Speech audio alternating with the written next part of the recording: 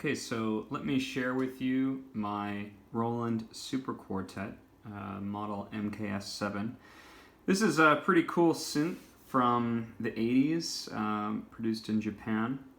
And you can think of it as a rack mount hybrid Juno 106 and a 707 drum machine. So pretty cool unit. And yeah, personally I really like it. I'm a big fan of the sound of the 707. One nice thing about this synth is it has 4 discrete outputs, 4 1/4-inch outs for each of the 4 voices of the synth. So it's convenient for like using a studio, or if you want to perform with this, you can kind of apply individual effects to the different channels. This is great, like for example, if you want to put a really punchy compression on the drums alone and then mix them with the other voices. You can do like a boost of the lower frequencies with an EQ on the bass and that kind of thing. So it's pretty useful. This one is working without any major issue that I can tell. The headphone out is like kind of scratchy and distorted depending on the position of these like volume and then the individual channel volumes of the voices. Tuner knob works fine. All these buttons and things in the interface are working fine. I don't really use the headphone out. I just take the outputs from the back directly into my interface in DAW. So I can show you the setup I have here. Pardon the mess. I just have a basic like 8-channel interface, and what I'm doing is I'm running the 4 voices out into the inputs of the interface, and I'm just controlling everything on this synth with MIDI.